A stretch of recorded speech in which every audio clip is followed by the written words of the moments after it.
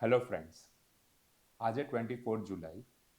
Yesterday on 23 July Modi government 3.0 का first budget हमारे honourable finance minister Nirmala Sitharaman ji ने पूरे देश के सामने इशू किया। आज के वीडियो में हम उसका एनालिसिस करने वाले हैं कि ये बजट के अंदर basically as a taxpayer हमको क्या मिला।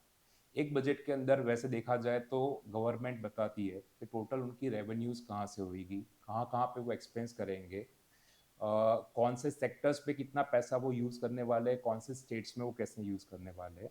पर वो सब एरिया में से हम पर्टिकुलरली आज के वीडियो में कवर करने वाले हैं as a taxpayer's perspective हमारे लिए बजट में क्या आया है। तो as a taxpayer we have understood के ये जितने भी अमेंडमेंट्स आए जो फाइनेंस एक्ट के अंदर, हमने उसको तीन कैटेगरीज में बाइफरकेट किया है। Three categories are like positive amendments for the taxpayer, neutral amendments for the taxpayer, and negative amendments for the taxpayer. वैसे तो देखा जाए तो टोटल 85 छोटे बड़े अमेंडमेंट्स उन्होंने फाइनेंस एक्ट के अंदर किए हैं, पर उसमें से जो मेन रिलेवेंट अमेंडमेंट्स है उसको हमने इन तीन कैटेगरी के अंदर कवर किया है। So let's start with the positive amendments for tax payer. सबसे पहला amendment section 115 BAC new regime. ये जो सेक्शन है सभी सभी टैक्स पेयर के लिए सबसे इम्पोर्टेंट है, क्योंकि ये सबके लिए बेसिक टैक्सेशन है। तो ये न्यू रिजीम के अंदर जो टैक्स स्लैब ऑलरेडी चालू था वो था एक 0 से 3 लाख के लिए पे नील tax, 3 to 6 lakh 5%, 6 to 9 lakh 10%, 9 to 12 lakh 15%, 12 to 15 lakh 20%, above 15 lakh 30%।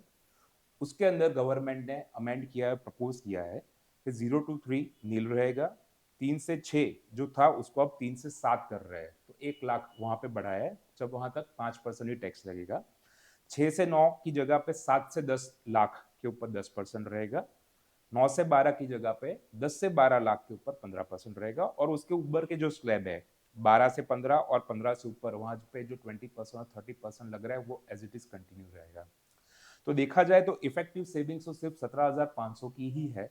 वो कोई भी है जिसका 15 लाख तक का रिटर्न है या 15 लाख के ऊपर भी है, तो ये रिजिम में न्यू रिजिम में जाने के कारण, ये अमेंडमेंट आने के कारण 17,500 का ही इफेक्टिव टैक्स कम आएगा।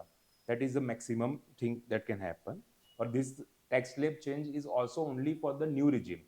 जो पुराना रिजिम है, जो यहाँ पे हम ATC ATD वो सब डिडक्शन ले रहे हैं, उसके अंदर जो टैक्स स्लैब एग्जिस्टिंग है उसको वैसे का वैसा रखा है, उसमें कोई भी अमेंडमेंट उन्होंने नहीं किया। So ultimately we can say that the government wish कि भी मैक्सिमम लोग अब न्यू रिजिम में ही जाए, धीरे धीरे करके पुराना रिजिम वो बंद करे या तो लोग ऑटोमेटिकली न्यू रिजिम में शिफ्ट हो।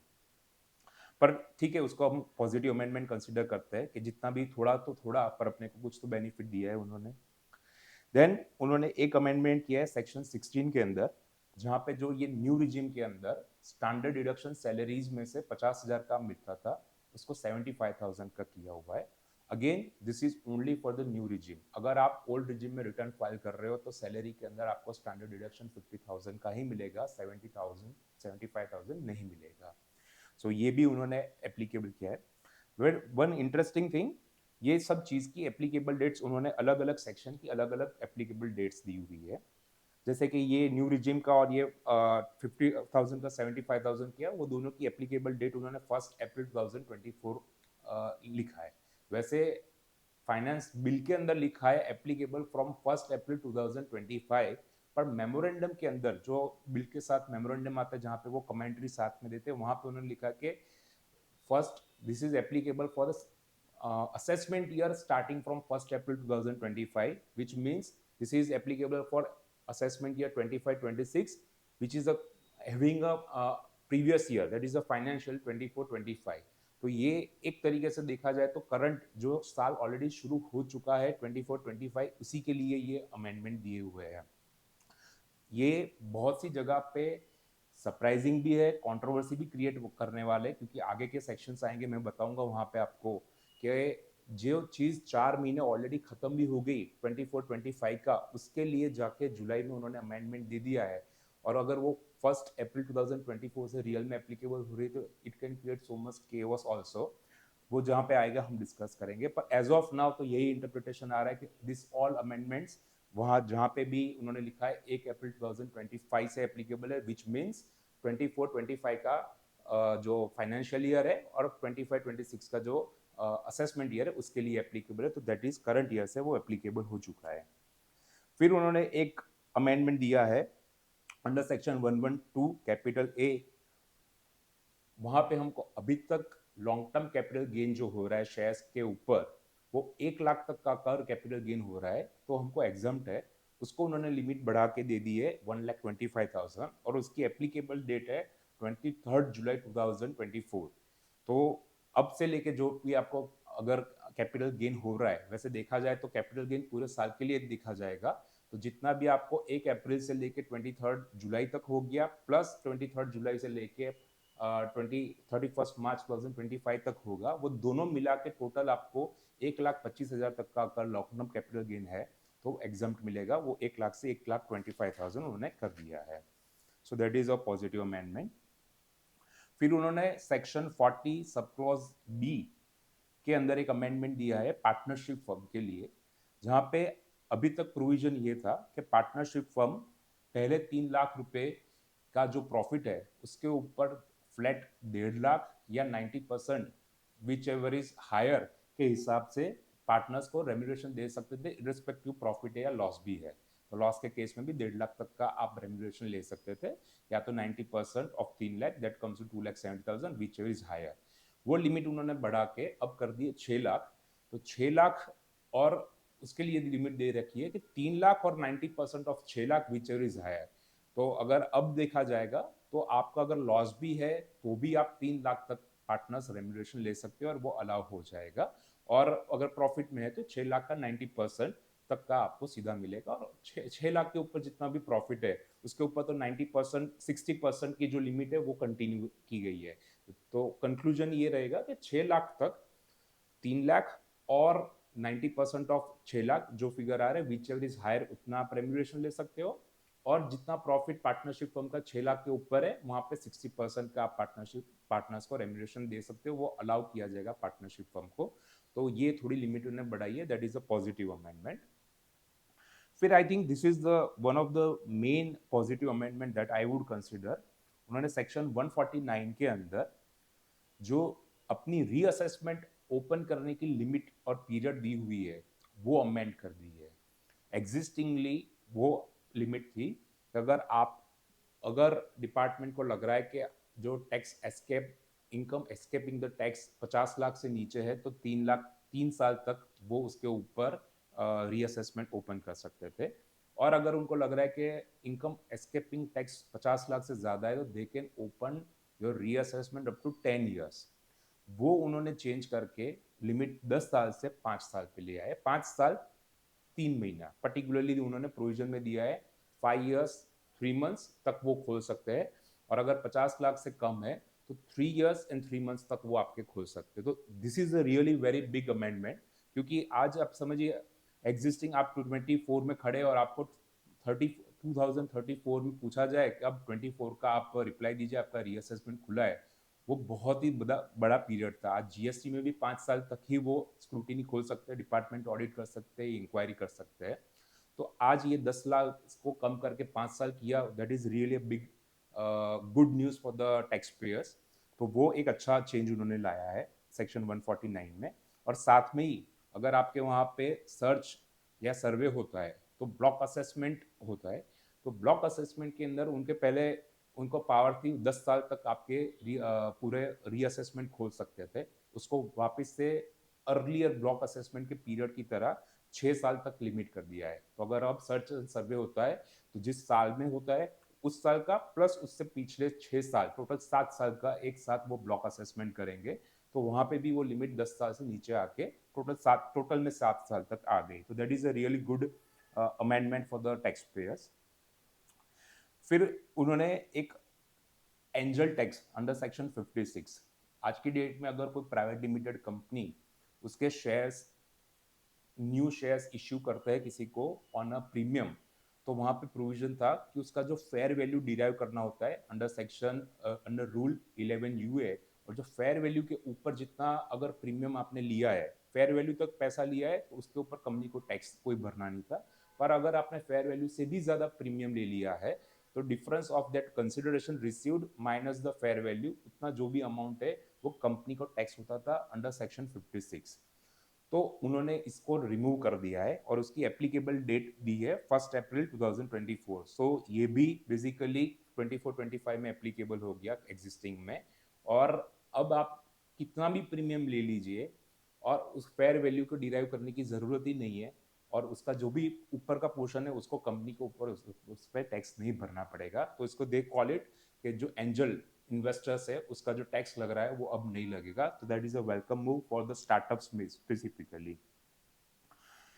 फिर एक छोटा सा अमेंडमेंट उन्होंने सेक्शन 36 में किया है कि जो एम्प्लॉयर उनके एम्प्लॉयज के लिए उनके सैलरी का 10% तक का जो पोर्शन था वो पेंशन स्कीम में देते थे, जो उनको सेक्शन 80 CCD में सामने वाले एम्प्लॉय को मिलता था और यहाँ पे 36 में उनको डिडक्शन में मिलता था। वो लिमिट 10% से बढ़ा के 14% तक कर दी है। तो अब एम्प्लॉयर्स जो है 14% तक भी अगर वो पेंशन स्कीम में कंट्रीब्यूट करते हैं तो भी उनको भी एक्सपेंस मिलेगा अलावेबल। तो that is a welcome move, और उसके कारण जो एम्प्लॉयज है वो ज़्यादा पेंशन में कंट्रीब्यूशन करवा सकते हैं एम्प्लॉय से। देन अंडर सेक्शन 192 एक अमेंडमेंट उन्होंने लाया है, जो सेक्शन है टीडीएस फॉर सैलरी। वहाँ पे उन्होंने अमेंडमेंट ये किया है कि अगर आप कंपनी एज ए कंपनी या कोई भी पार्टनरशिप फॉर्म आप जब एम्प्लॉयज़ को जो सैलरी दे रहे हो उसके लिए टीडीएस कर रहे हो 192, अगर आपको कोई इन्फॉर्मेशन मिलती है कि भाई एम्प्लॉय का कहीं और से टीसीएस कटा है, जैसे कार परचेज की, फॉरेन ट्रिप की, या ऐसी कोई और असेट परचेज की जिसके ऊपर टीसीएस लगता है, तो वो टीसीएस की जितनी भी क्रेडिट है उसकी इन्फॉर्मेशन अगर मिलती है तो वो आपको एडजस्ट कर लेनी है टीडीएस की लायबिलिटी के सामने, और बाकी का टीडीएस ही डिडक्ट करना है सैलरी में से, और फिर बाकी का आपको डिपॉजिट करना है। तो अभी तक वो अलाउ नहीं था, अब ये 1 अक्टूबर 2024 से ये अलाउ किया है। तो अगर एम्प्लॉय की कहीं से भी और टीसीएस आ रहा है तो इन्फॉर्मेशन और प्रूफ देने के ऊपर एम्प्लॉयर उसके टीडीएस लाइबिलिटी के सामने उसको एडजस्ट कर पाएगा। और एक लास्ट मूव जिसको मैं कंसिडर करूंगा कि जो एक पॉजिटिव अमेंडमेंट है, वो है विवाद से विश्वास स्कीम 2024।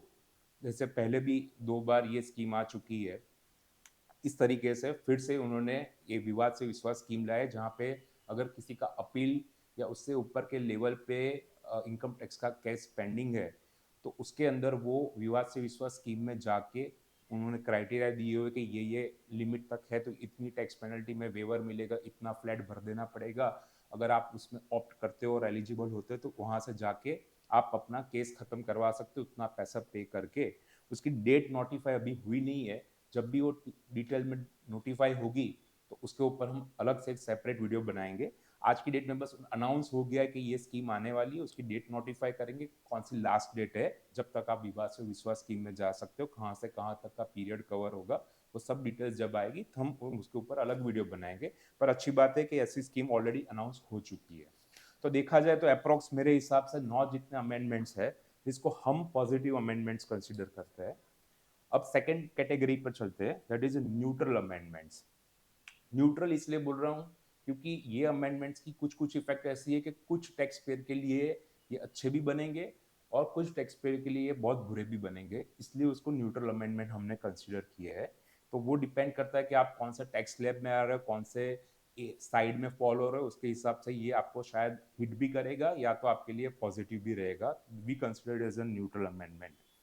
सो फर्स्ट सबसे पहला कौन सा अमेंडमेंट है, उन्होंने सेक्शन 28 के अंदर एक नया सब क्लॉज ऐड किया और क्लैरिटी ये दे दी कि अगर आप हाउस प्रॉपर्टी में से कोई भी रेंट इनकम, लेट आउट की इनकम अर्न कर रहे हो तो अब से क्लैरिटी आ गई कि उसको बिजनेस प्रोफेशन की इनकम नहीं गिना जाएगा, it will fall only under house property. तो ये अभी तक एक्चुअली बहुत सारे जजमेंट भी आए हुए थे कि जहाँ पे ऐसा कोर्ट्स ने रखा था कि भी अगर आपका मेन बिजनेस ही हाउस प्रॉपर्टी का लेट आउट करने का है तो फिर आपको हाउस प्रॉपर्टी के हेड में नहीं और आपको बिजनेस प्रोफेशन के अंदर उसको कंसिडर करना पड़ेगा। और बहुत से लोग उसका एक तरीके से बोल दीजिए मिसयूज भी कर रहे थे कि ये चीज को हाउस प्रॉपर्टी होने के बावजूद भी बिजनेस प्रोफेशन दिखा के बहुत से अलग एक्सपेंस को भी क्लेम करके उसका प्रॉफिट बहुत मिनिमल रख के उसके ऊपर टैक्स भर रहे थे। तो अब उन्होंने क्लैरिटी दे दी है कि भाई इरिस्पेक्टिव आपका मेन बिजनेस है या कुछ भी है, वो कभी भी बिजनेस प्रोफेशन नहीं गिना जाएगा। वो लेट आउट की रेंट की इनकम जो है वो हाउस प्रॉपर्टी में ही जाएगी और वहां पे जो आपको 30% स्टैंडर्ड डिडक्शन मिलता है सिर्फ वो ही मिलेगा। तो एक तरीके से अच्छा हो गया कि जिसको कोई खर्चा नहीं हो रहा है तो भी उसको 30% स्टैंडर्ड डिडक्शन मिल गया। और एक तरीके से ये खराब हुआ कि अगर कोई 50-60% का कोई भी खर्चा मांग रहा था ये प्रोफेशन और बिजनेस करने के लिए, तो वो अब नहीं कर पाएगा, उसको सिर्फ 30% स्टैंडर्ड डिडक्शन ही मिलेगा। तो ये एप्लीकेबल हो गया है फ्रॉम 1 अप्रैल 2024, तो करंट ईयर में ही। तो मान लीजिए आपका अप्रैल से लेके अभी तक का इसी चीज का बिजनेस है और आपने उस तरीके से कंसिडर करके यही बिजनेस कर रहे थे और एक्सपेंसेस कर रहे थे, तो आप समझ लीजिए कि ये अब आपको हाउस प्रॉपर्टी में करंट ईयर में रिटर्न दिखाना पड़ेगा और आपको सिर्फ 30% स्टैंडर्ड डिडक्शन मिलेगा, बाकी ऊपर का कोई एक्सपेंस आपको अलाउ नहीं मिलेगा। सो दिस इज, यही मैं बात बता रहा था कि अगर ये चीज आप जुलाई में सेक्शन लाते हो और उसको एप्लीकेबल करते हो 1 अप्रैल 2024 से, तो बहुत के लोगों के लिए ये केओस बन सकता है। This is one of the example, और भी आगे ऐसे एग्जांपल्स आएंगे, हम तब उसको डिस्कस करेंगे। अब एक मेजर चेंज मेरे हिसाब से अंडर सेक्शन 48 जो इंडेक्सेशन का बेनिफिट और कंसेप्ट था वो कंप्लीटली रिमूव कर दिया उन्होंने। मतलब आज की डेट में अगर आप गोल्ड या इमोबल प्रॉपर्टी, लैंड, बिल्डिंग कुछ भी सेल करते हो तो सबको पता है कि जब से, अगर वो लॉन्ग टर्म है तो जब से 2001 से 10 से जहां से भी हमने उसको परचेज किया है, उस साल की परचेज कॉस्ट और जो इंडेक्सेशन का उनका हर साल का एक फिगर आता है, गवर्नमेंट डिक्लेयर करती है, उस हिसाब से उसको इंडेक्सेशन करने के बाद उसको इंडेक्स कॉस्ट गिनी जाती है और सेल कंसिडरेशन के अंदर से वो इंडेक्स कॉस्ट को निकाल के बाकी का जो रह गया उसको ही लॉन्ग टर्म कैपिटल गेन गिना जाएगा और उसके ऊपर आपको आज की डेट में 20% टैक्स भरना था एग्जिस्टिंगली। अब उन्होंने सेक्शन 48 में ये अमेंडमेंट कर दिया है कि विथ इफेक्ट फ्रॉम 23 जुलाई 2024 ये इंडेक्सेशन का बेनिफिट नहीं मिलेगा। तो कोई भी प्रॉपर्टी अगर 1 अप्रैल 2024 से लेकर 23 जुलाई 24 में अगर बेच दी है आपने, तो ठीक है, आपको इंडेक्सेशन मिल जाएगा। पर यस्टरडे और ऑनवर्ड्स 23 जुलाई से अब आप कोई भी प्रॉपर्टी बेचोगे तो कितने पुरानी है, कोई भी कॉस्ट पे है, उसका इंडेक्सेशन आपको नहीं मिलेगा। आपको अब सिर्फ मिलेगा, आज सेल्स कंसिडरेशन है उसमें से उसकी जो परचेस कॉस्ट है या फिर कोई कॉस्ट ऑफ इंप्रूवमेंट है, वो दोनों लेस करने का जितना रह गया वो सीधा ही आपका लॉन्ग टर्म कैपिटल गेन हो गया। पर उसको रेशनलाइज कर दिया उन्होंने कि वो 20% जो रेट था उसको उन्होंने 12.5% कर दिया। तो वहां पे उन्होंने जो रेट कम किया उसके सामने ही उनका कहना है कि भाई इंडेक्सेशन हमने इसलिए निकाल दिया क्योंकि अब हम 20% टैक्स नहीं लेने वाले, 12.5% टैक्स लेने वाले हैं। नाउ हमने इसके ऊपर एक कैलकुलेशन बनाया कि ये कुछ सिचुएशन में अच्छा भी हो रहा है और कुछ सिचुएशन में ये खराब भी हो रहा है। एक एग्जांपल, सिचुएशन 1 है, अगर मैंने कोई घर 2001 में 30 लाख में परचेज किया है और आज अगर मैं 1 अगस्त को उसको 3.5 करोड़ में बेच रहा हूँ, तो होगा ये कि मेरी 2001 की इंडेक्स कॉस्ट 30 लाख से बढ़ के 1 करोड़ 8 लाख जितनी अप्रोक्स हो जाएगी और मेरा long term capital gain 2 crore 41 lakh approx आएगा, जिसके ऊपर 20% टैक्स के हिसाब से मुझे 48 लाख टैक्स अप्रोक्स भरना है। और अभी वही चीज नए जो प्रोविजन आ गए उसके हिसाब से सेम 3.5 करोड़ में बेची, अब कोई इंडेक्स कॉस्ट नहीं कंसीडर करना, उसमें से सीधा ही 30 लाख निकाल दो, तो मेरी प्रॉफिट हो गया लॉन्ग टर्म 3 करोड़ 20 लाख। उसके ऊपर 12.5% अगर मैं टैक्स काउंट कर रहा हूँ तो वो 40 लाख आ रहा है। तो वो ओल्ड प्रोविजन में आ रहा था 48 लाख एंड ऑड फिगर, और न्यू प्रोविजन में आ रहा है 40 लाख। तो इस तरीके से तो देखा जाए तो जहां पे भी कैपिटल गेन का अमाउंट ज्यादा है वहां पे ये आपको बेनिफिट कर रहा है, भले इंडेक्सेशन निकाल दिया फिर भी। पर अब मैं आपको दूसरी सिचुएशन दिखाता हूँ कि मान लीजिए यही फिगर्स में सिर्फ मैं इतना चेंज करता हूँ कि वो 2001 में जो प्रॉपर्टी मैंने परचेज की थी वो 30 लाख में नहीं पर 1 करोड़ में परचेज की थी और आज मैंने 3.5 करोड़ में बेची है। अब वो 1 करोड़ का आज की डेट में इंडेक्सेशन करने के बाद उसकी इंडेक्स कॉस्ट आती है 3 करोड़ 63 लाख और मैंने बेची है 3.5 करोड़ में। तो बेसिकली तो मेरा 13 लाख का लॉन्ग टर्म लॉस बन रहा है जिसके ऊपर मुझे जीरो टैक्स भरना है। लॉन्ग टर्म कैपिटल गेन के ऊपर लॉस है तो जीरो टैक्स भरना है। और अब यही सिचुएशन न्यू रिजिम में हो जाएगा कि 3 3.5 करोड़ में प्रॉपर्टी बेची, 1 करोड़ में परचेज की थी, 2.5 करोड़ का नेट प्रॉफिट हुआ पूरा का पूरा, क्योंकि कोई इंडेक्सेशन नहीं है। 2.5 करोड़ के ऊपर सीधा मुझे 12.5% टैक्स भरना है, दैट कम्स टू 31 लैक्स। तो ओल्ड सिचुएशन में मुझे 0 टैक्स भरना था, न्यू सिचुएशन में वही टैक्स मुझे 31 लाख आ रहा है। जैसे मैंने बोला, किसी के लिए ये बेनिफिशियल होगा, किसी के लिए बहुत ही नेगेटिव हो जाएगा, इसलिए हम उसको न्यूट्रल कंसिडर कर रहे हैं। पर this is one of the biggest change I would consider के जो रियल एस्टेट में इम्पैक्ट करेगा और लोगों को इसके ऊपर टैक्सेशन में बहुत ज़्यादा इम्पैक्ट करेगा। तो ये एक उन्होंने मेजर अमेंडमेंट किया है। देन सेक्शन 112, जहाँ पे लॉन्ग टर्म कैपिटल गेन और दोनों असेट, अगर शेयर्स की असेट है या और कोई भी कैपिटल असेट है, उसके ऊपर का टैक्स का रेट है, तो दोनों को उन्होंने चेंज कर दिया है। अगर अगर कोई असेट है, जैसे हमने डिस्कस किया 20% से उसको शेयर्स के अलावा है, तो 20% से 12.5% कर दिया है। और फॉर शेयर्स 10% का टैक्स रेट था, उसको उन्होंने 12.5%। तो जो हम शेयर मार्केट के अंदर शेयर्स बेचते हैं, उसके ऊपर लॉन्ग टर्म कैपिटल गेन होता है, वो नए रूल्स के हिसाब से पहले तो 1,25,000 तक अपने को बेसिक एग्जाम्पशन मिल जाएगा उसका अलग से, उसके ऊपर कोई टैक्स नहीं भरना है। और उसके ऊपर जितना लॉन्ग टर्म कैपिटल गेन हो रहा है, वो अभी तक 10% हो रहा था, अब 12.5% उसके ऊपर अपने को टैक्स भरना पड़ेगा। तो ये एक अमेंडमेंट है और इसकी एप्लीकेबल डेट है 23 जुलाई। तो जितना ट्रांजेक्शन अप्रैल से 23 जुलाई के बीच हो गया, उसके ऊपर 10% ही लगेगा शेयर के ऊपर। और 23 जुलाई के बाद जितने भी शेयर्स बेचोगे लॉन्ग टर्म कैपिटल गेन है, तो उसके ऊपर 12.5% टैक्स लगेगा। फिर एक अमेंडमेंट उन्होंने लाया है buyback of shares. Last year में ही टीसीएस ने बायबैक ऑफ शेयर्स किया था, बजाज ऑटो ने किया था, बहुत से लोगों ने देश में उसका बेनिफिट लिया था। तो वो जो बायबैक ऑफ शेयर्स का था, उसके ऊपर एक अमेंडमेंट लाए। उसके कारण मल्टीपल सेक्शंस, जैसे section 222F, 1034A, 46A, 57, 115QA और 195, इतने सेक्शन, वो एक अमेंडमेंट के कारण सबके ऊपर इम्पैक्ट आ रहा है। तो उसका शॉर्ट में समरी ये है कि आज तक ऐसा था कि अगर टीसीएस ने बायबैक अनाउंस किया, तो वो अंडर सेक्शन 115 क्यूए खुद टीसीएस उसके ऊपर 20% बेसिक टैक्स प्लस सरचार्ज के हिसाब से जितना टैक्स बन रहा है वो टैक्स भर देंगे। और जितना भी पैसा बायबैक ऑफ शेयर्स आपको मिल रहा है एज अ शेयर होल्डर, वो पूरा का पूरा आपके हाथ में एग्जम्प्ट था। अंडर सेक्शन 1034 है, आपको उसके ऊपर कोई भी short term long term gain या कुछ नहीं भरना था, पूरा एग्जम्प्ट इनकम था। अब उन्होंने अमेंड कर दिया है, उसको बोल दिया कि उसको एक तरीके से डिम डिविडेंड गिना जाएगा। अंडर सेक्शन 222F नया प्रोविजन लाया है। और अब ये बायबैक ऑफ शेयर्स के हिसाब से आपको जितना पैसा मिला, एक तरीके से आपको डिविडेंड मिला गिना जाएगा। और कंपनी को उसके ऊपर कोई टैक्स नहीं भरना है। जिसको मिल रहा है उसको उसके एप्लीकेबल स्लैब रेट के हिसाब से उसको इनकम फ्रॉम अदर सोर्सेज गिना जाएगा। और उसके ऊपर जो पर्सनल स्लैब रेट लग रहा है, उस हिसाब, अगर आप 10% में हो, 20% या 30%, जहां पे भी, उस हिसाब से आपको उसके ऊपर टैक्स भरना पड़ेगा। तो वो एक चेंज आ गया। सेकंड, उन्होंने बोल दिया कि थोड़ा कैलकुलेशन ही अजब कर दिया है। अजब इसलिए बोल रहा हूं, आपको ये इनकम गिनी जाएगी अंडर सेक्शन 57, अदर इनकम गिनी जाएगी, आईएफओएस में आपको दिखाना है। तो अगर मान लीजिए आपको बायबैक के अंदर 1 लाख रुपए के टोटल कंसिडरेशन मिला, तो आपको पूरे 1 लाख को अदर इनकम में दिखाना है। उसके सामने आपको कोई भी एक्सपेंसेस नहीं मिलेंगे, उसकी परचेस कॉस्ट भी वहां पे नहीं मिलेगी, कोई भी एक्सपेंसेस, उसके ब्रोकरेज या कोई भी एक्सपेंसेस वहां पे डिडक्शन करने को नहीं मिलेंगे। और दूसरी साइड पे आप बोलोगे कि भाई उसका मैंने परचेस कॉस्ट ही खुद 50,000 था, तो 50,000 कहाँ पे डिडक्शन मिलेगा?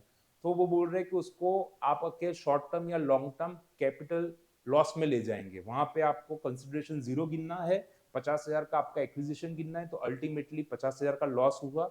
वो आपका शॉर्ट टर्म या लॉन्ग टर्म जो भी है, उस हिसाब से वहां पे लॉस का रिटर्न वो हेड में बताइए और यहाँ पे इनकम दिखाइए। और वो दोनों हेड एक दूसरे के सामने एडजस्ट भी नहीं होते हैं। आप शॉर्ट टर्म या लॉन्ग टर्म कैपिटल गेन को इनकम फ्रॉम अदर सोर्सेज का सामने एडजस्ट नहीं कर सकते हो। तो वही इनकम है, पर उसको स्प्लिट कर दी। 1 लाख पे पूरा टैक्स भरो, यहाँ पे 50,000 का लॉस है, तो उसको अगर कुछ एडजस्ट करने का लिए अदर कोई कैपिटल गेन नहीं है, तो उसको कैरी फॉरवर्ड करो, वो 1 लाख के सामने एडजस्ट नहीं होगा। अगर कोई और अदर शॉर्ट टर्म या लॉन्ग टर्म कैपिटल गेन है, तो उसके सामने वो 50,000 एडजस्ट होगा, वरना वो कैरी फॉरवर्ड होगा। This is very unusual thing that they have done. इसलिए मैं उसको अजीब बोल रहा हूँ कि ऐसा तो आज तक कोई सेक्शन या कोई इनकम में नहीं हुआ है कि ऐसे दो हेड में उसको स्प्लिट कर दिया है।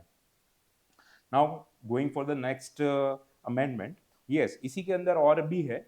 सेक्शन 194 नया इंट्रोड्यूस किया और वहां पे उन्होंने बोल दिया कि कंपनी जब आपको ये बायबैक ऑफ दे रही है जो अब से गिना जाएगा deemed dividend under section 222F, तो उसके ऊपर उनको 10% टीडीएस करना है अगर वो फिगर 5,000 से ऊपर जा रही है। तो आपका जो ट्रांजैक्शन है वो रिकॉर्ड भी हो जाएगा, आपका 10% टैक्स तो पहले से ही ब्लॉक करके बाद में ही आपका हाथ में 1 लाख है अगर, तो उसमें से आपको 10% निकाल के 90,000 ही आपके बैंक में कंपनी देगी। तो वो भी उन्होंने एप्लीकेबल कर दिया। उसकी एप्लीकेबल डेट की हुई है 1/10/2024। तो अभी भी ये जुलाई से लेके सितंबर तक अगर कोई कंपनीज बायबैक कर देती है तो वो पुराने प्रोविजन के अंदर अभी भी उसको कर सकती है। और हमको लग रहा है कि शायद बहुत सी कंपनी जो कैश रिच है वो तुरंत इसके ऊपर डिसीजन लेके सितंबर तक के बायबैक अनाउंस कर देंगे, ऐसा हो सकता है। नाउ सेक्शन 194C में थोड़ा सा अमेंडमेंट उन्होंने दिया है, क्लैरिफिकेशन दिया है कि अगर कोई भी टेक्निकल और प्रोफेशनल वर्क जो है जो 194J में फॉल हो सकता है, तो अब से आप उसको 194C में नहीं कंसीडर कर सकते थे। पहले ऐसा कोई 194C में ऐसा एक्सक्लूजन नहीं दिया था, तो बहुत से लोग कंफ्यूज होते थे या इंटेंशनली 194J का टैक्स 194C में टीडीएस काटते थे। पर अब से क्लैरिटी दे दी है कि कोई भी टेक्निकल या प्रोफेशनल चीज है तो वो 194J में या तो 2% में या तो 10% में जाएगी, पर आप उसका टीडीएस 194C में नहीं कर पाओगे। फिर एक है 194H में उन्होंने जो कमीशन के ऊपर टीडीएस लगता है वो 5% आज की डेट में एप्लीकेबल था, उसको 2% कर दिया है और उसकी एप्लीकेबल डेट दी है 1 अक्टूबर 2024। तो अब उसके बाद अगर आप टीडीएस काट रहे हो 194H में तो आपको 2% ही काटना है। 194IA करके सेक्शन है, जब आप कोई नई प्रॉपर्टी परचेस करते हो इमूवेबल और वो 50 लाख से ऊपर है, तो कई बार ये कंफ्यूजन भी होता था कि अगर टोटल 60 लाख की प्रॉपर्टी और खरीदने वाले 2 लोग हैं, जॉइंट नाम में है, तो कोई लोग ये समझते थे कि भाई 30 लाख एक का है, 30 लाख एक का है, तो इंडिविजुअली तो 50 लाख से कम है, तो मुझे वो 1% टीडीएस काटने की जरूरत ही नहीं है। पर ऐसा वैसे तो वो क्लैरिटी हमको तो थी, पर अब गवर्नमेंट ने 100% क्लैरिटी दे दी है कि आपको वो 50 लाख की लिमिट बायर के पॉइंट ऑफ व्यू से नहीं देखना है, एक प्रॉपर्टी के पॉइंट ऑफ व्यू से देखना है। अगर जॉइंट होके अगर वो एग्रीगेट फिगर एक प्रॉपर्टी की 50 लाख से ऊपर जा रही है तो जितने भी बायर है, भले फिर उनका खुद का शेयर 50 लाख से नीचे आ रहा है, फिर भी उनको उनके शेयर के ऊपर 1% टीडीएस करना ही है। वो क्लैरिटी उन्होंने दे दी और वो 1 अक्टूबर 2024 से एप्लीकेबल है। फिर 2-3 अमेंडमेंट ये किए है कि आज तक क्या था कि आप अगर टीडीएस का रिटर्न फाइल करते हो पुराना 2010-11 में, अगर कोई अभी भी ग्रीवेंस खड़े है, अभी भी टैक्स पेनल्टी पेएबल की डिमांड खड़ी है, तो आपके लिए कोई लिमिट नहीं थी, आप आज भी जाके 2010-12 के टीडीएस के रिटर्न रिवाइज आज भी कर सकते थे। अब वो चीज को उन्होंने स्टॉप कर दिया है। सेक्शन 200 में उन्होंने एप्लीकेबल अमेंडमेंट लाया है कि अब से फाइनेंशियल ईयर खत्म होने के 6 साल तक ही आप उसको अमेंड कर पाओगे, उसके बाद आप अमेंडमेंट टीडीएस के रिटर्न्स नहीं कर पाओगे। एज वेल एज अगर उनको कोई नोटिस किसी को पर्सन असेसिन डिफॉल्ट कंसीडर करना है अंडर 201, और तो वो भी उनके लिए भी लिमिट ले आए 6 साल तक ही उसके लिए ऑर्डर पास कर सकते हैं। उसके अलावा टीडीएस के लिए किसी को भी असेसिन डिफॉल्ट 6 साल के बाद नहीं बोल सकते, तो वो भी 6 साल के बाद डिमांड नहीं निकाल सकते। It's a good view, neutral view. बस एक सजेशन ये है कि आज की डेट में अगर कोई भी कंपनी आप कोई भी हो असेसी, तो एक बार जाके पहले चेक कर लीजिए ट्रेसिस के पोर्टल पे जाके, अगर आपकी पुराने सालों की लाइबिलिटी पोर्टल पे खड़ी है तो उसको तुरंत ही जाके उसको रेक्टिफाई कीजिए, क्योंकि फिर आपको मौका अब नहीं मिलेगा उसको रेक्टिफाई करने का। आप तुरंत ही जाके उसको क्लियर कर दीजिए। That is a suggestion for you. एक सेक्शन 206 है, 206C, उसके अंदर उन्होंने ये किया है कि आज की डेट में अगर आप उन्होंने दिया हुआ है कि 10 लाख से ऊपर की गाड़ी परचेस करते हो तो 1% टीसीएस लगता है। वहां पे उन्होंने लिखा है कि government would notify other items also, कि जिसकी ऐसी लिमिट होगी 10 लाख से ऊपर, फॉर एग्जाम्पल एक्सपेंसिव वॉचेस या ऐसा कोई भी चीज, तो वो सब चीज को भी वो वहां पे कवर करेंगे। उसका नोटिफिकेशन अभी आना बाकी है, और डेट दे दी है कि 1 जनवरी 2025 से एप्लीकेबल होगा। तो अगर जो जो चीज उसके बाद उसमें कवर होगी और 10 लाख या जो भी लिमिट दे रही है हर एक चीज के लिए उसके ऊपर है, तो उसके ऊपर भी सेलर आपसे टीसीएस कलेक्ट करेगा।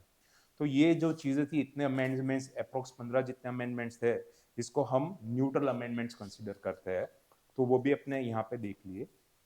अब आता है negative amendments for the taxpayer. Why negative?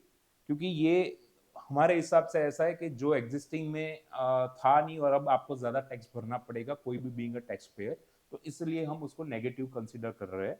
तो तीन चार है वो हम डिस्कस कर लेते हैं। सबसे पहले तो section 11 capital A, short term capital gain on shares के ऊपर जो टैक्स लगता था वो 15% से बढ़ा के सीधा 20% कर दिया। अब इसमें किसी को भी फायदा हो ही नहीं सकता, ये सबके लिए नेगेटिव ही है, ज़्यादा ही टैक्स भरना पड़ेगा।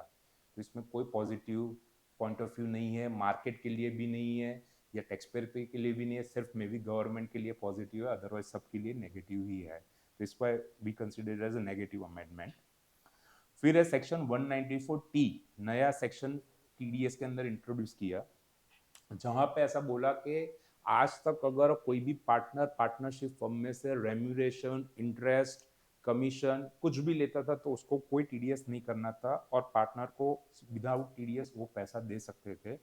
पर अब उसके ऊपर भी टीडीएस लिया है और लिमिट रखी है 20,000 से ऊपर एग्रीगेट अमाउंट, कोई भी नाम से ले लो, कोई भी अकाउंट में डाल दो, सीधा कैपिटल अकाउंट में डाल दो तो भी नहीं चलेगा, कोई भी नाम दे दो, रेम्यूलेशन, सैलरी, इंटरेस्ट, कमीशन, इंसेंटिव, कुछ भी नाम दे दो फिर भी वो सब इसके अंदर गिना जाएगा।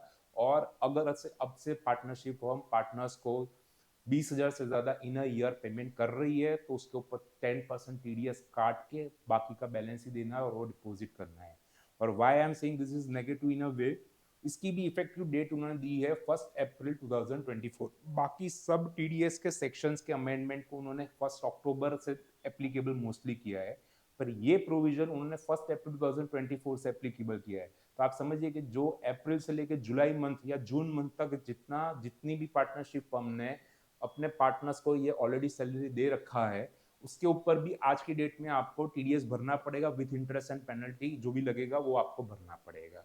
तो ये इस तरीके से नेगेटिव न्यूज बन रहा है, नेगेटिव अमेंडमेंट है कि अगर करना भी है तो आप उसको प्रोस्पेक्टिव कीजिए, आप उसको रेट्रोस्पेक्टिव कैसे कर सकते हैं, पर वो कवर कर दिया है उन्होंने। फिर एक सेक्शन 47 करके है, जहां पे आज तक ऐसा था कि अगर कोई भी कैपिटल असेट गिफ्ट या विल या इरिवोकेबल ट्रस्ट के रूप में कैपिटल असेट अगर कोई भी उसको ट्रांसफर करते हैं तो उसको ट्रांसफर नहीं गिना जाएगा, ऐसा सेक्शन 47 सब क्लॉज 3 में दिया हुआ था। अब उसमें अमेंड करके ये दे दिया कि अब सिर्फ इंडिविजुअल और एचयूएफ ऐसी कैपिटल असेट गिफ्ट या इरिवोकेबल ट्रस्ट या विल से देते हैं तो उसको ट्रांसफर नहीं गिना जाएगा। मतलब अगर आप पार्टनरशिप फर्म हो, एलएलपी हो, प्राइवेट लिमिटेड लिमिटेड कंपनी हो, एओपी बीओआई हो, तो अगर आप आपकी कोई प्रॉपर्टी कैपिटल असेट आप किसी को गिफ्ट कर रहे हो तो उसको तो गिफ्ट टैक्स लगेगा कि नहीं लगेगा उसका पॉइंट ऑफ व्यू है, पर आपके लिए अब से वो डीम्ड ट्रांसफर गिना जाएगा। और डीम्ड ट्रांसफर है उसके लिए आपको, अगर आपने फिर भी कोई कंसिडरेशन नहीं लिया फिर भी जो उसका मिनिमम जंतरी वैल्यू है वो आपका कंसिडरेशन गिना जाएगा, जो भी आपका परचेस कॉस्ट है वो लेस करने मिलेगा, इंडेक्सेशन करने को नहीं मिलेगा, और जो बाकी का रेट रहेगा उसके ऊपर 12.5% आपको टैक्स भरना पड़ेगा।